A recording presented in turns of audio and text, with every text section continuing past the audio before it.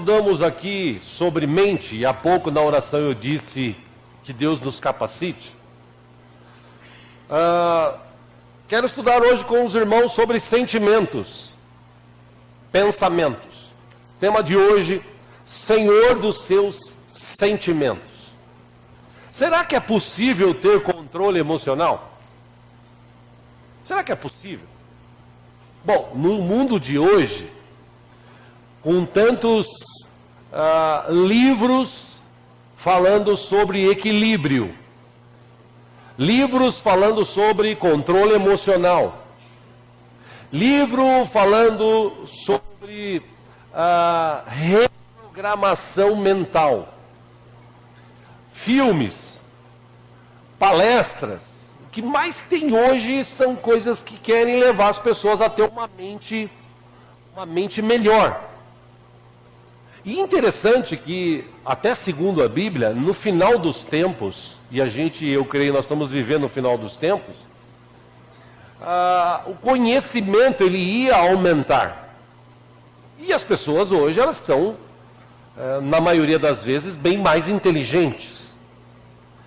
Eu já disse aqui, repito, não sou eu que digo, eu só cito informações, mas uma das informações que eu já falei aqui é que a informação que nós recebemos hoje em um dia, pessoas de 4.000, 5.000 anos atrás, que viveram nessa terra, não receberam a vida toda, segundo estudos de especialistas.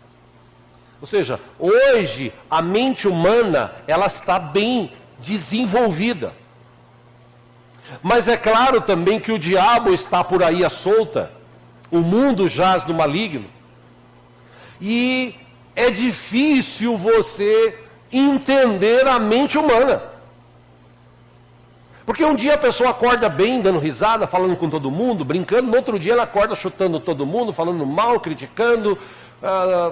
É difícil você compreender a mente humana. A mente humana é um negócio muito complexo. E para a gente ser senhor dos nossos sentimentos e termos um equilíbrio mental, ou reprogramar a nossa mente para vivermos bem, é muito difícil. Humanamente falando, eu não vou falar que é impossível, porque existem vários casos de pessoas que conseguiram. Mas a maioria esmagadora das pessoas não conseguem ter um controle sobre os seus sentimentos.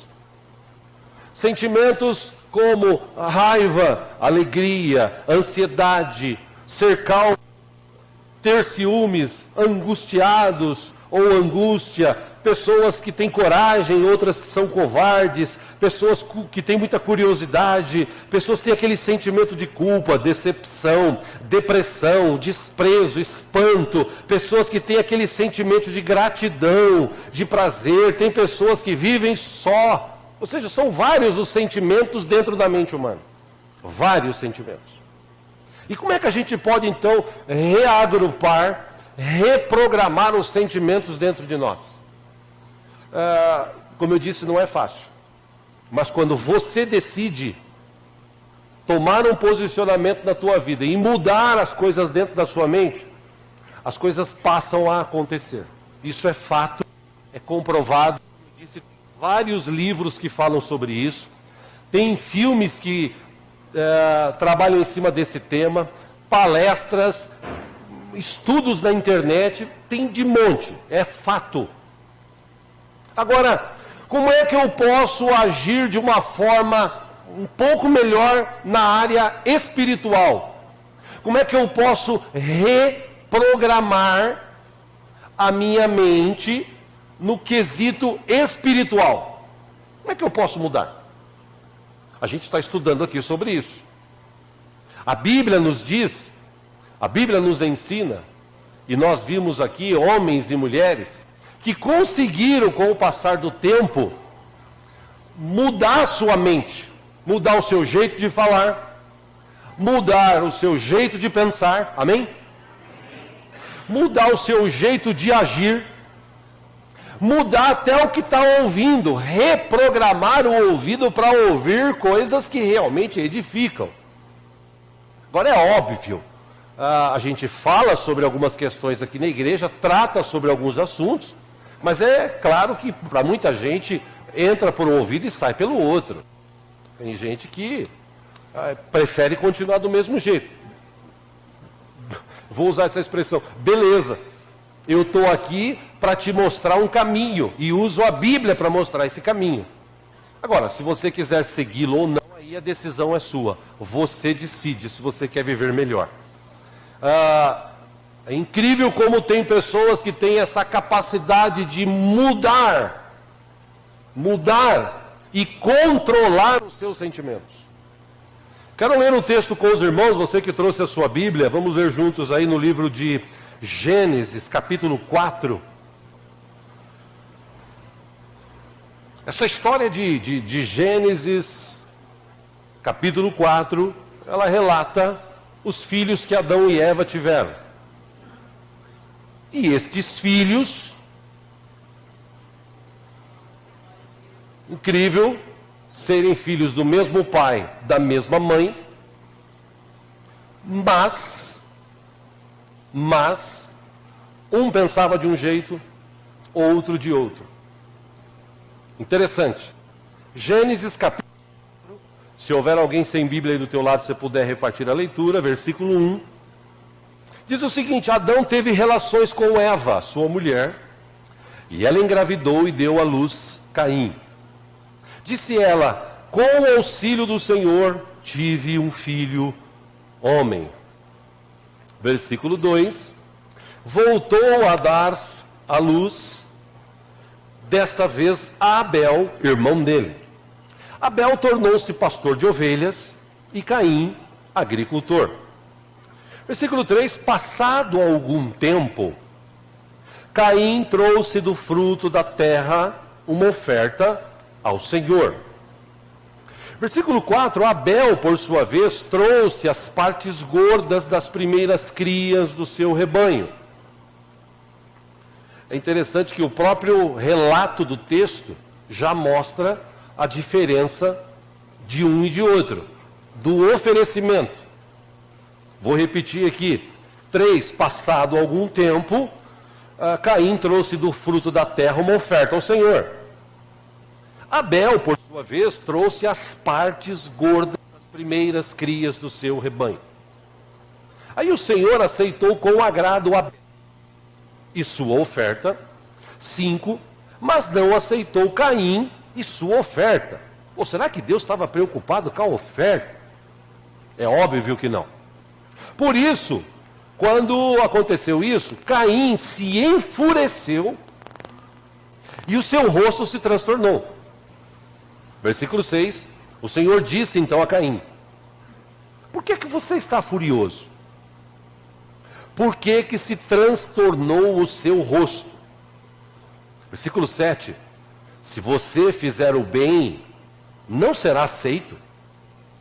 Aí Deus disse para ele textualmente: mas se não fizer o bem, saiba que o pecado o ameaça à porta. Ele, o pecado, deseja conquistá-lo, mas você deve dominá-lo. Amém? Por último, versículo 8. Depois dessa reunião, desse culto, desse momento de adoração, versículo 8, disse, porém, Caim a seu irmão Abel: escuta, vamos para o campo? Abel, claro, vamos. Bom, quando estavam lá, Caim atacou seu irmão Abel e o matou. Só até aí. Por que Caim tomou essa atitude? Por que Caim, do nada, matou o irmão? Por quê?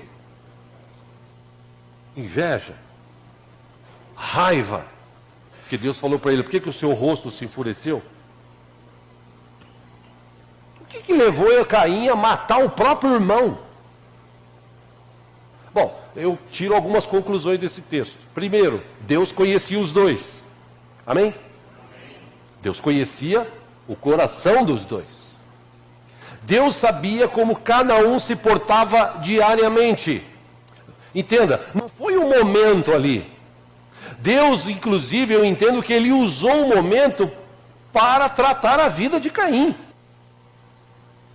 Não foi um momento, Caim levou mais dinheiro. Engana-se aquele que fala assim, eu vou dar mais dinheiro para Deus me levar para o céu, para Deus me abençoar. Não, Deus não precisa de dinheiro. O que Deus deseja da gente é fidelidade, é diferente. Por isso que a Bíblia diz, se você é fiel no pouco, Deus te coloca no muito. Tá? O que Deus quer é fidelidade. Agora, existe um momento diário de nossas vidas, que eu como pastor não estou vendo, mas Deus anda conosco todo o tempo, toda hora. Mateus 28, 20, Jesus falou, eu estou com vocês todo dia até a consumação dos séculos. E Deus conhecia o coração de Abel, o que ele vivia diariamente, e Deus conhecia o coração de Caim, que ele vivia diariamente.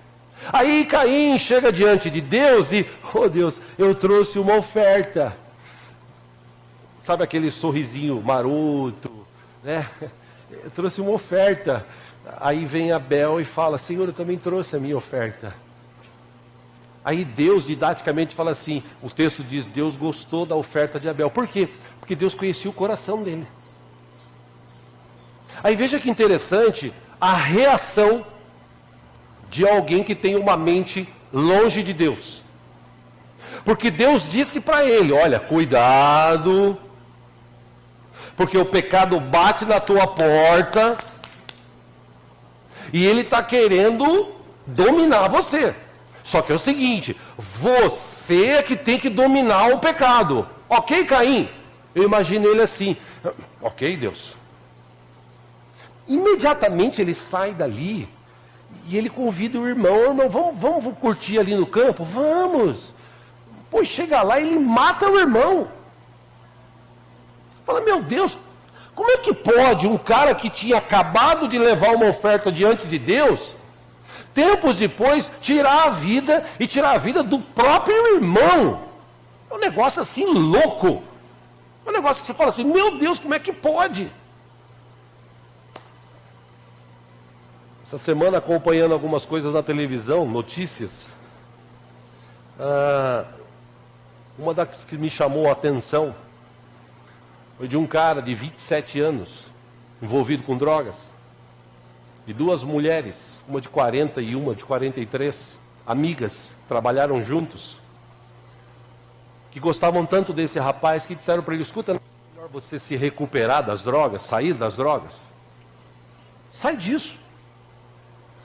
E ele disse, realmente é uma boa. Então, a gente vai trabalhar uma cidade, 30 quilômetros da onde elas moravam para outra cidade onde trabalhavam. Todo dia, ida e volta. 30 quilômetros para ir, 30 para voltar. No meio do caminho, a gente sabe que tem uma casa de recuperação. Se você quiser, a gente deixa você lá. Ele falou, eu quero. Entraram em contato e dia tal, vamos. De manhã, colocou o cara no carro, as duas na frente. No meio do caminho, pararam na cidade, entraram no meio do mato, e de repente, no meio do mato, o cara fala, estou passando mal. Opa, pera um pouquinho, parou o carro, estou passando mal. Pensaram que ele estava enjoado, alguma coisa assim. De repente, o cara começa a dar murro, pontapé, chute nas duas mulheres, a ponto de deixá-las desacordadas. Ele arranca as duas do carro, põe fora, pega o carro delas, passa em cima para ver se morreu. Não sei se vocês ouviram falar dessa informação. Pega os pertences dela, põe no carro e vai para uma cidade, chega naquela cidade, larga o carro, tira a roupa e sai que nem um louco dizendo, fui assaltado e tal. A história não pegou, a polícia pegou o cara, prendeu e... Aí você fala, quando eu ouvi isso, eu falei, não, eu não acredito que um cara que estava sendo ajudado tem a capacidade de matar as duas pessoas que estavam ajudando ele. Eu não acredito quando eu ouço a informação de que um cara pega e mata o próprio pai para ficar com a herança ou com o dinheiro do pai. Aí você fala, pastor, mas isso é normal hoje? Não, normal não. Isso é comum. O normal é a pessoa ter uma mente abençoada, uma mente saudável. Mas o mundo hoje, ele está levando as pessoas a viver esse descontrole emocional. Então hoje mata-se por nada, briga-se por nada, casais se separam por coisa, Filhos amaldiçoam os pais amaldiçoam os filhos por nada. Qualquer coisa hoje é motivo de briga, de discussão, de separação, de ódio. Você fala assim, meu Deus, as pessoas parecem que quanto mais inteligentes ficam, mais burras são. É um negócio ilógico. E quando eu olho para a Bíblia, eu vejo Caim diante de Deus.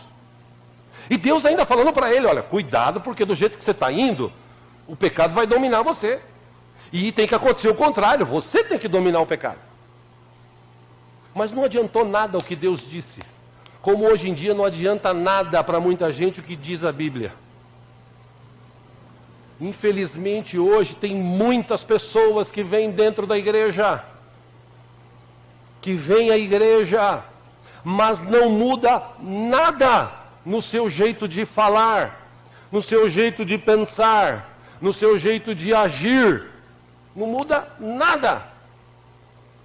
Vem-se ao culto, tem o momento do encanto no culto, é gostoso, alguns se arrepiam, outros choram, outros fazem promessas a Deus, mas acabou o culto, acabou o encanto. Vão embora para casa, a mente volta a funcionar do mesmo jeito, conforme ela foi moldada. E aí a gente está estudando aqui que o Evangelho veio para trazer a forma do céu para nós vivermos. Amém? Aí você fala, por que não acontece isso? Simples. Porque hoje em dia tem muita gente religiosa dentro da igreja. Gente que vem cumprir um dever de ir à igreja para, tipo assim, eu vou à igreja para Deus me abençoar, para Deus ver que eu estou ali.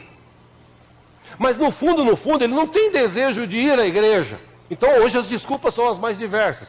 Tempo, trabalho, desânimo, depressão, chateação.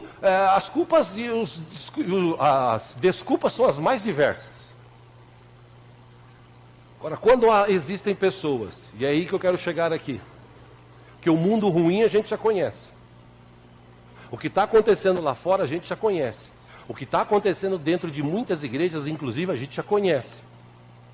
Porque Jesus, Deus, através de profetas, Jesus, através dos discípulos, ele disse, cuidado, porque dentro das igrejas haverão pessoas que estarão interessadas com falsas doutrinas em ganhar as coisas que vocês têm.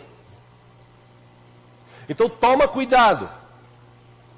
Você precisa conhecer Deus.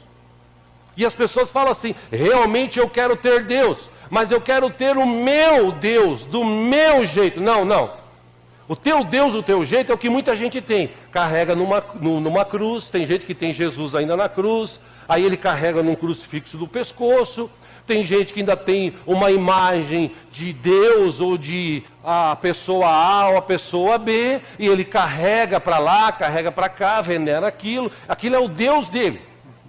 Eu não estou falando disso, eu estou falando do Deus vivo e poderoso. O Deus que eu não vejo, mas eu sinto, eu sei que Ele existe, que Ele tem todo o poder, que Ele cuida da gente. Esse Deus, quando eu me relaciono com este Deus, as coisas na minha vida, como disse Paulo, ele falou o seguinte, gente, o amor de Cristo é tão grande que ele me constrange. Eu não consigo ficar sem amar as pessoas, porque o amor de Cristo foi muito grande para mim. Aí vem o Senhor dos seus sentimentos. Porque quando você está numa igreja, quando você está com alguém, e alguém vem falar algo contra você, alguém fala alguma coisa ou inventa alguma mentira em relação a você, a nossa reação lógica é falar contra aquela pessoa, argumentar, discutir, ou ficar com raiva, lançar praga, como alguns fazem e tal. Essa é a prática de uma mente normal. Agora, quando você tem Deus, quando você conhece Deus, quando você se relaciona com Deus, as coisas velhas passam. As coisas velhas passam. Começam a surgir coisas novas dentro do nosso coração. Aí a gente já começa a ter controle dos sentimentos. Por exemplo, marido e mulher. Está lá. E aí acontece uma discussãozinha lá.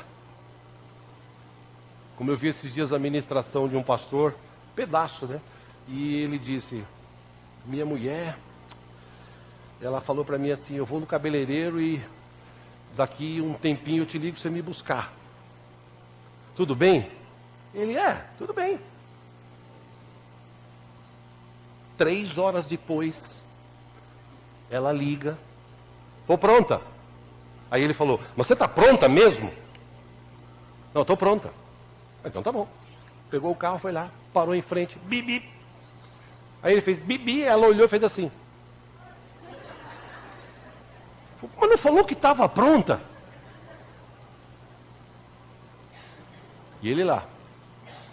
Deus, tem misericórdia, Senhor, tem misericórdia. E 1 minuto, e 2 minutos, e 3 minutos, e 5 minutos, ele de novo, bibi. Aí ela...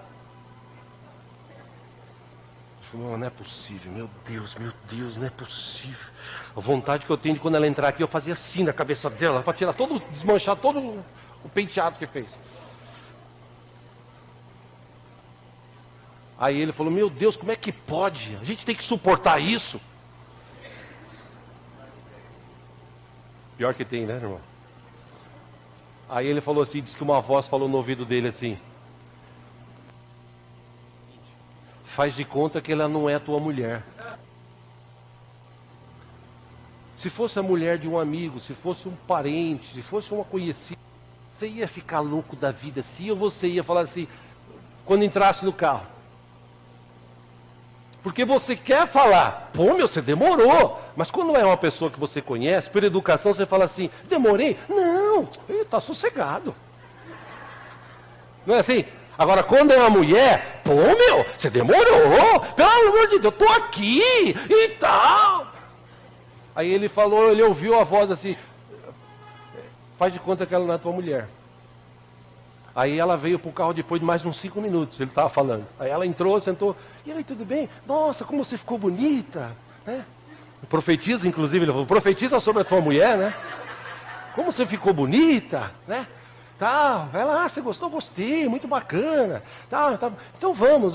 Tá, demorei? Não, demorou não. E na cabeça dele estava assim, ela não é minha mulher, ela não é minha mulher, ela não é minha mulher. Barato a administração dele. Ele falou assim, não, eu não vou brigar, não vou discutir, faz de conta que ela não é minha mulher. A verdade é que quando nós começamos a ter controle das nossas emoções, e quando a gente começa a ter esse relacionamento com Deus, e Deus começa a ministrar nos nossos corações, porque meus irmãos, vamos ser claros aqui. Pergunto, quem já recebeu Jesus como Senhor e Salvador aqui já foi batizado? Amém. Beleza. Se você recebeu o Senhor Jesus como Salvador, ele foi batizado, a Bíblia diz que o Espírito Santo passa a habitar em você. Amém? Deus não habita mais em templos feitos por mãos humanas. Deus passa a habitar em nós. Beleza? Aí Deus, o Espírito Santo, nosso Deus, habita em nós, está junto da gente todo o tempo, para trazer dentro de nós, para renovar os nossos pensamentos, para prescrustar, como diz a Bíblia, os nossos pensamentos, a nossa mente, para trazer coisas novas aqui para dentro do nosso coração. E aí a gente, é igual a história que eu já falei aqui, você tem um carro, o carro é automático, tem ar-condicionado, o carro tem piloto automático, o carro tem antigamente, né, na época do Ivan era assim, você ligava o rádio, a antena subia assim atrás, né? Era mó bacana ter um carro assim que você ligava, a antena subia, o cara chegava no lugar já ligava, né? Ó, o carro do cara, né? E antigamente, você mesmo, Viva, você teve carro assim, né? É a mesma coisa que você ter tudo isso, e você tem o carro, mas você não usa. Você tem medo de ligar, medo de colocar no automático, medo de ligar o ar-condicionado, medo de ligar o piloto automático, medo de fazer isso, aquilo. Por quê? Você tem medo. Ou talvez porque você não tem conhecimento. Ou talvez porque você esteja tão acostumado com a tua vida que para você aquilo ali não quer dizer nada. Da mesma forma, essa analogia eu trago para a vida espiritual. O Espírito Santo, ele está em nós. A Bíblia diz que ele quer nos capacitar, ele quer nos encher de dons, ele quer nos levar para perto de Deus. Ele está em Deus, como ele é Deus e está em nós. Ele clama ao Senhor com gemidos inexprimíveis através das suas orações por nós. E muitos de nós, a mente está tão travada conforme a gente vive, que a gente não consegue controlar os sentimentos, porque o Espírito Santo fala. Fala ou não fala? Eu e você já passamos por várias situações. Quando você está no carro, no trânsito, quando você está trabalhando, quando você está em casa, com os teus filhos, com a tua esposa, com o teu marido, quando você está com amigos, ele fala, cuidado com isso, cuidado quando você fizer aquilo, olha, cuidado para onde você está olhando, cuidado com a sua boca, olha, para de pensar isso. Ele fala, é que as pessoas não ouvem, mas ele fala. Sim ou não, irmãos? Aí eu decido ouvi-lo ou não. Caim, quando Deus falou, ele decidiu o seguinte: não vale nada o que o senhor falou. O que vale é o que eu sinto, e eu vou matar o meu irmão. Só que na Bíblia tem relato de outras pessoas que tinham uma capacidade de controlar os sentimentos, porque ele tinha uma ligação com Deus tão forte, que isso levou essas pessoas a chegar onde eu quero chegar hoje aqui, para a gente começar a encerrar. Agora eu falei, começar, tá? Ainda falta um tempinho. Eu quero ler outro texto com vocês. Você que trouxe a sua Bíblia, 2 Samuel, capítulo 12. Vamos ler juntos? Glória a Deus.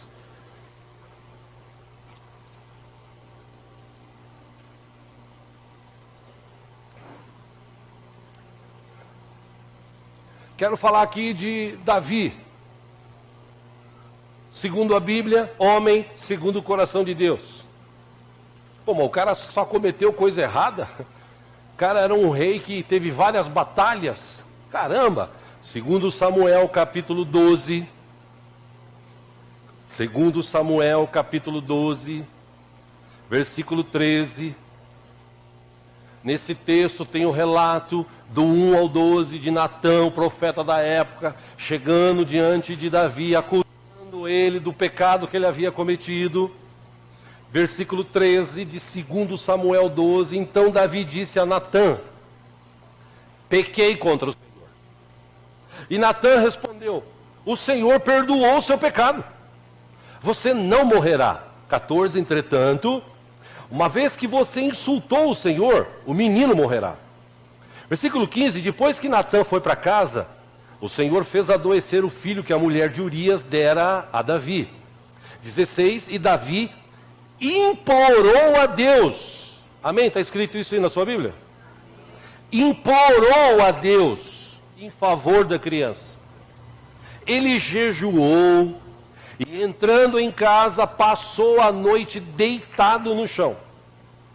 Versículo 17, os oficiais do palácio tentaram fazê-lo levantar-se do chão, mas ele não quis, e recusou comer, inclusive.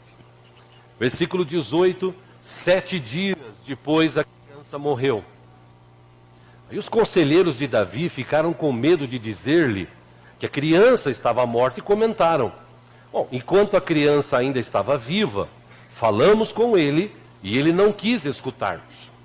Como vamos dizer-lhe que a criança morta? Ele poderá cometer alguma loucura. 19, Davi, percebendo que seus conselheiros cochichavam entre si, ele compreendeu que a criança estava morta e perguntou: a criança morreu? Sim, morreu, responderam eles. No 20, então Davi levantou-se do chão, lavou-se, perfumou-se e trocou de roupa. Depois entrou no santuário do Senhor e o adorou. E voltando ao palácio, pediu que lhe preparassem uma refeição e comeu. Aí, uma reação dessa, 21, seus conselheiros lhe perguntaram: por que ages assim? Enquanto a criança estava viva, jejuaste e choraste. Mas agora que a criança está morta, te levantas e comes. 22 ele respondeu, enquanto a criança ainda estava viva, jejuei e chorei. Eu pensava, quem sabe? Talvez o Senhor tenha misericórdia de mim e deixe a criança viver. 23, mas agora que ela morreu, por que deveria jejuar?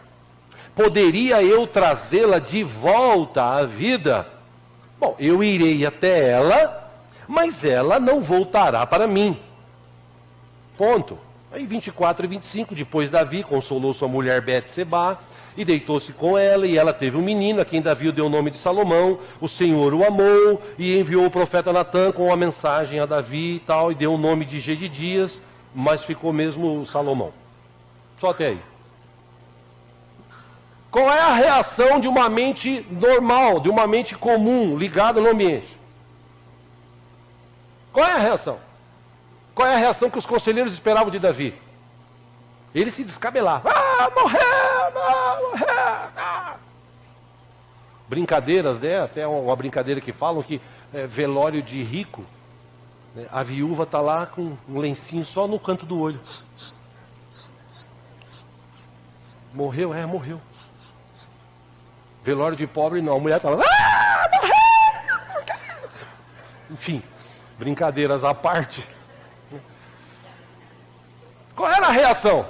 O cara chorar, sentir. Mas quando você tem um relacionamento com Deus, e é aí que eu quero chegar, qual era o relacionamento dele com Deus? Olha, enquanto a criança estava viva, eu jejuei, eu orei, eu implorei ao Senhor misericórdia. Deus não me ouviu. Então por conta disso você tinha que ficar com raiva de Deus. Não. Quem pecou fui eu. Eu que errei. Veio uma sentença. Bom, a criança morreu, eu não posso fazer mais nada. Ela foi para lá, ela não vai voltar. Eu é que um dia vou morrer e vou encontrar. Então, o que eu vou fazer agora? Vou ficar chorando, me matando, babalá, sofrendo? Não. Levantou, lavou o rosto, trocou de roupa, se perfumou, falou, agora eu estou com fome, quero comer. Aí você fala assim, esse cara é louco. Não, ele não é louco. Davi era um cara que tinha um relacionamento com Deus e sabia tratar com Deus. Tanto que quando Natã, no começo do texto, falou para ele assim, você que é o cara pecador, a Bíblia diz que Davi se caiu em si e disse o seguinte, pequei contra o Senhor. E imediatamente Natã falou, e Deus perdoou o teu pecado. Porque ele tinha se arrependido. Só que as consequências você vai sofrer, e ele sofreu. Todavia, o que me chama a atenção é esse relacionamento de um cara que tem controle sobre os seus sentimentos. Qual era o sentimento comum de qualquer pessoa normal? Chorar, se escabelar, morreu, pôr a culpa no médico, pôr a culpa em Deus, pôr a culpa não sei o que lá, tal. Pastor, mas nessa situação, ele estava com uma sentença na vida dele. Sim, mas é uma atitude normal, de pessoa normal, fazer o que todo mundo faz. Mas um cara que tem um relacionamento com Deus, ele entendeu, isso aconteceu porque eu pequei, o menino morreu, é uma pena, mas eu vou continuar vivo, e vou continuar vivendo a minha vida, e vou continuar cumprindo os propósitos que Deus tem para a minha vida.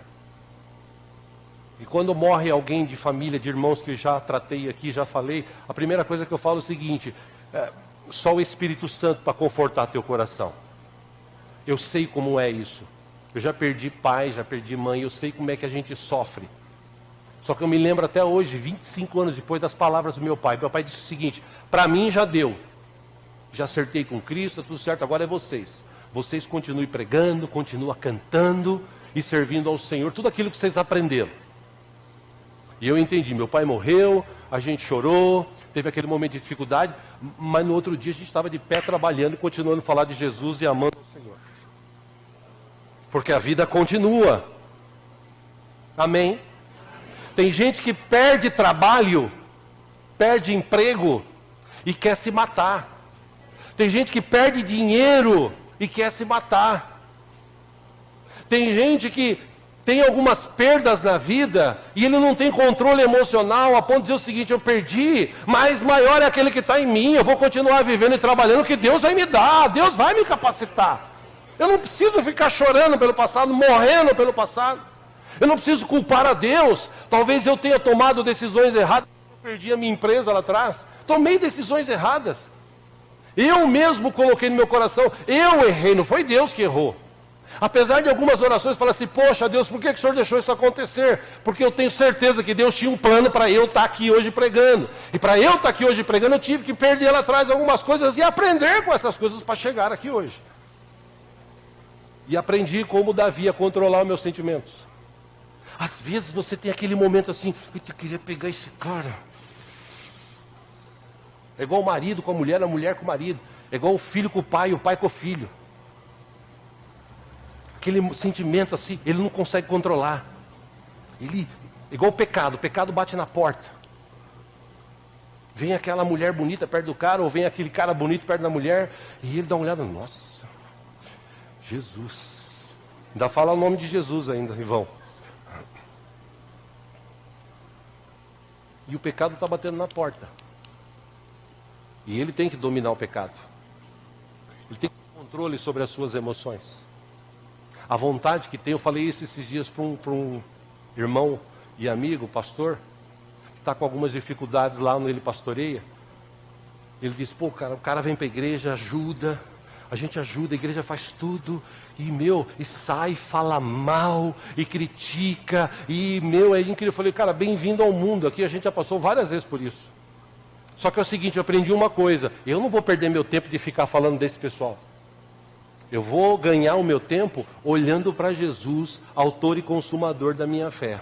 Todo domingo a igreja está aberta de manhã, de tarde, na quinta a igreja está aberta, toda terça a igreja está aberta, a gente continua trabalhando, servindo a Deus, pregando o Evangelho, para quem quer. Quem não quer, Deus abençoe. Mas quem quer, a igreja está aqui, e eu olho para Jesus, e é Ele que julga, é Ele que faz. Eu aprendi a controlar minhas emoções.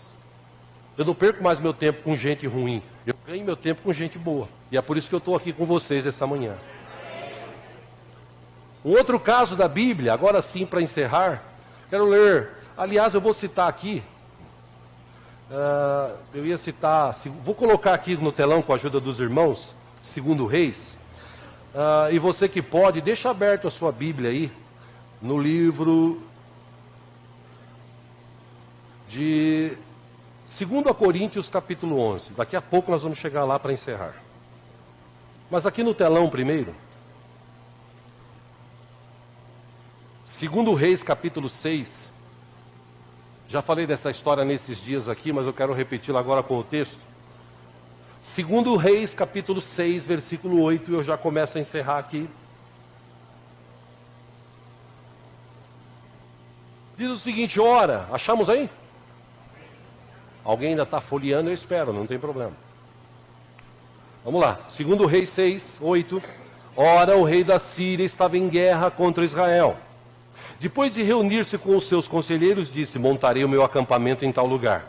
9 mais o homem de Deus mandavam uma mensagem ao rei de Israel, evite passar por tal lugar, pois os arameus estão descendo para lá. Versículo 10, assim, o rei de Israel investigava o lugar indicado pelo homem de Deus.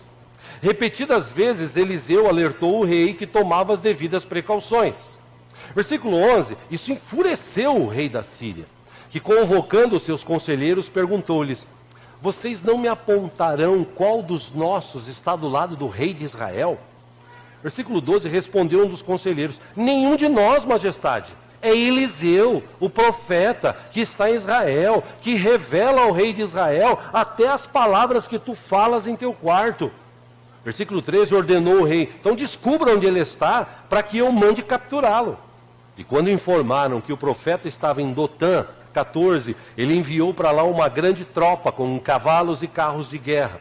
Eles chegaram de noite e cercaram a cidade. 15, o servo do homem de Deus levantou-se bem cedo pela manhã, e quando saía, viu que uma tropa com cavalos e carros de guerra havia cercado a cidade. Então ele exclamou, meu senhor, o que faremos? 16, o profeta respondeu, não tenha medo. Aqueles que estão conosco são mais numerosos do que eles. 17, e Eliseu orou, Senhor, abre os olhos dele para que veja. Então o Senhor abriu os olhos do rapaz, que olhou e viu as colinas de cavalos e carros de fogo ao redor de Eliseu. 18 e último, quando os arameus desceram na direção de Eliseu, ele orou ao Senhor: fere esses homens de cegueira. Então ele os feriu de cegueira, conforme Eliseu havia pedido. Só até aí. Esse texto mostra alguém que tinha um relacionamento com Deus, Eliseu. E eu quero encerrar aqui mostrando para você algo importante que tem nesse texto: a confiança de Eliseu em Deus. Só quem tem relacionamento com Deus pode ter essa capacidade de controlar os seus sentimentos. Porque veja, o moço que não se relacionava com Deus, ele apenas servia o servo de Deus. Amém? Amém? O moço que não tinha um relacionamento profundo com Deus, conhecia Deus, mas não tinha relacionamento profundo. Quando ele saiu e viu o exército, ele ficou com medo. Foi o sentimento que veio no coração dele: medo. Aí ele fala: ah, meu Senhor, e fala para Eliseu: o que nós vamos fazer agora?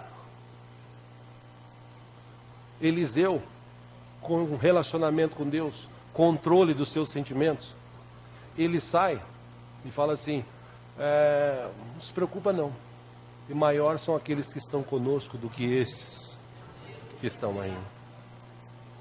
Como assim? Deus abre os olhos dele para que ele veja o que eu estou vendo. E ele contemplou o exército do Senhor, ou parte do exército do Senhor ali. Amém?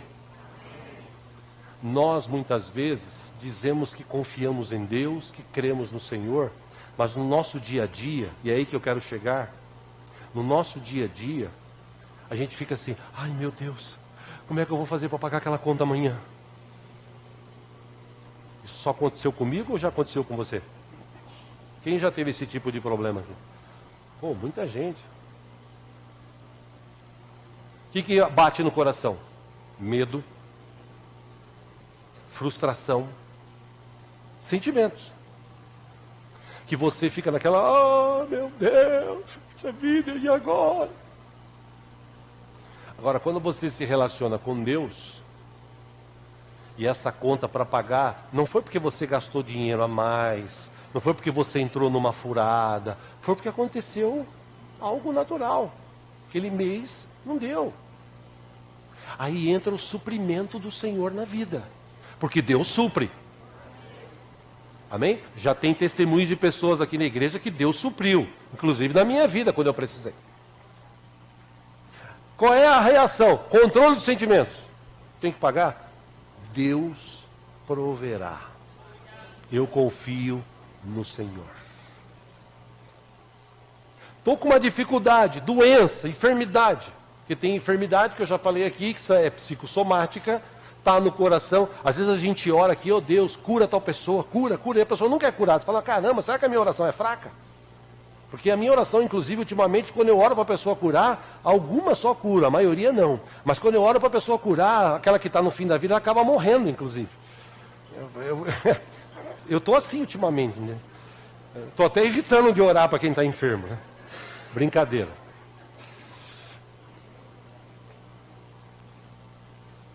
Mas a gente ora, a pessoa não é curada. Você fala assim: por que será? Ah, porque a pessoa tem no coração mágoa, rancor. Aquela enfermidade que veio, ele só vai sair quando liberar perdão. Quando a pessoa pedir perdão, aí libera. Isso tem vários casos, até bíblico. Agora, quando a pessoa está aconteceu, ficou enferma. Ué, aconteceu. Mosquito veio, picou, aconteceu. Aí o médico fala assim: ó, você tem que e tal, cuidado. Ai meu Deus, ai, e agora? Ai Jesus. Não, qual é o controle do sentimento? Opa, estou enfermo sim. Tem que tomar um remédio? Vou tomar. Mas eu vou continuar crendo num Deus vivo e poderoso, que é dono da minha vida. A minha vida está na mão dele. Amém, irmãos? Eu poderia citar aqui tantos outros: José, Daniel, Elias e outros tantos homens da palavra de Deus que tiveram um controle emocional. Esther, que para entrar na presença de Deus teve aquele controle, todo mundo pressionando, e ela foi e orou e falou: não, Deus é comigo, eu vou lá. E foi falar com o rei, e o rei teve misericórdia dela e do povo. Ou seja, a gente precisa hoje de pessoas. Louco tem bastante, se é que me faço entender. Louco tem bastante. Gente que tem essas reações doidas tem de monte.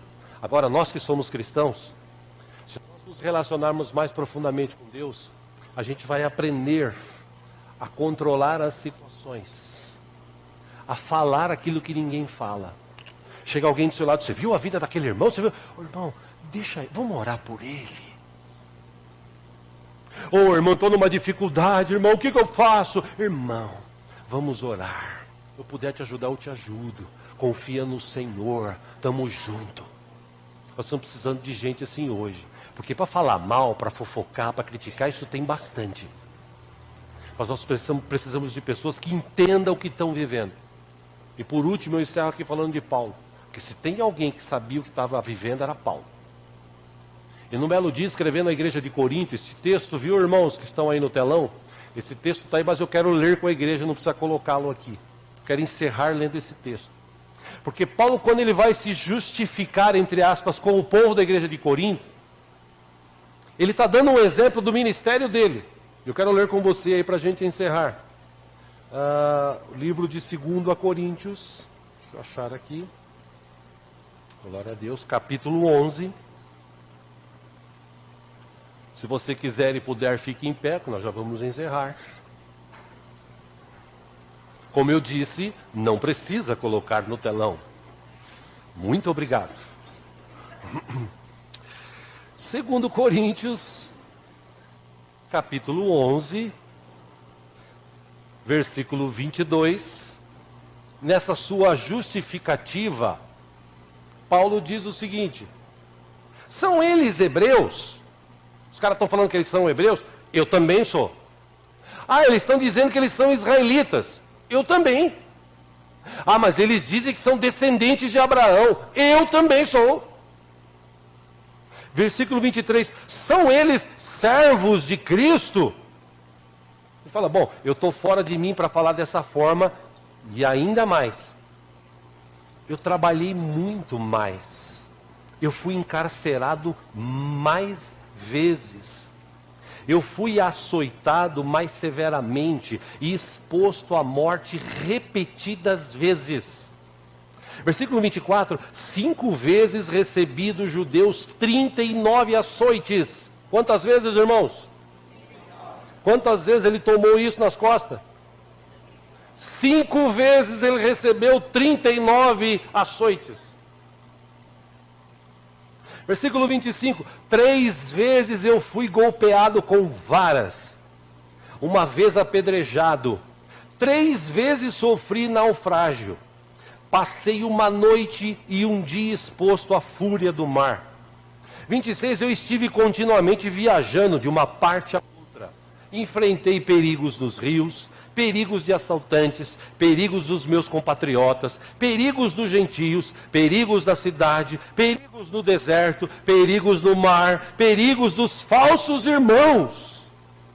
27, trabalhei arduamente, muitas vezes fiquei sem dormir, passei fome, sede, e muitas vezes fiquei em jejum, suportei frio e nudez. Versículo 28, além disso, eu enfrento diariamente uma pressão interior, a saber, a minha preocupação com todas as igrejas. Só até aí. O que Paulo estava falando para aquele povo? Escuta, eles estão falando que eu sou isso, eu também sou. Eu também sou. Só que é o seguinte, eu tenho trabalhado, eu tenho me esforçado. Eu tenho lutado em prol da obra do Senhor. E qual era o sentimento de Paulo em relação a tudo isso? No outro texto ele disse, eu aprendi, vou falar na linguagem de hoje, eu aprendi a comer ovo e a comer carne. Eu aprendi a comer feijão tipo 1 e tipo 4. Aquele chumbinho que você até atira na espingardinha, né? Eu aprendi a beber refrigerante, Coca-Cola, e aprendi a beber Dolly, Vite. Água, que suco. Ou seja, para mim, eu posso todas as coisas daquele que me fortalece. Nada disso mexe comigo. Isso já ficou para trás. As coisas novas chegaram na minha vida. Foi isso que Paulo quis dizer. E olha, que ele foi açoitado, tudo que ele passou, ele descreveu. Mas eu estou firme, servindo ao Senhor. Controle das emoções. quiseram me tirar do sério, quiseram fazer isso, lutaram para fazer aquilo, falaram mal de mim e tal. E qual foi a atitude de Paulo? Vou continuar pregando o Evangelho, vou continuar vivendo a minha vida diária, porque Deus é comigo, maior é aquele que está em mim do que esses que estão no mundo. Amém, meu irmão, minha irmã? Então você é dono da sua situação, da sua vida. O diabo está batendo na porta, o pecado está batendo na porta. O diabo quer controlar suas emoções, quer levar você a perder a razão. Mas quando você tem esse relacionamento com Deus, você começa a controlar isso. E você começa a vencer isso. E aí você fica até melhor, a tua vida é até melhor, a tua saúde melhora. Porque você não fica mais nervoso como você ficava antigamente. Você não fica mais chorando como você ficava chorando antigamente. Você não fica mais praguejando os outros como você ficava antigamente. Agora, da tua boca só sai palavra de bênção. Da tua boca só sai coisa que edifica. A tua mente só pensa em coisa boa. E quando a situação vem e aperta, fica todo mundo desesperado. Você fala, não, espera um pouquinho. Espera um pouquinho. Maior é aquele que está em mim do que esses que estão no mundo. Como Abraão. Pai, e agora? Cadê o cordeiro? Deus proverá. E Deus proveu. Amém, irmãos? Feche os teus olhos por um instante. Eu quero orar por você e pedir ao Senhor, se assim você quiser, para que Ele traga esse controle sobre a tua vida, te ajude, na verdade, a ter esse controle total sobre a tua vida. Que você seja senhor ou senhora dos seus sentimentos. Quando as pessoas esperarem uma reação de você, a tua reação vai ser diferente, porque agora maior é aquele que está em você do que esses no mundo. O Espírito Santo habita em você.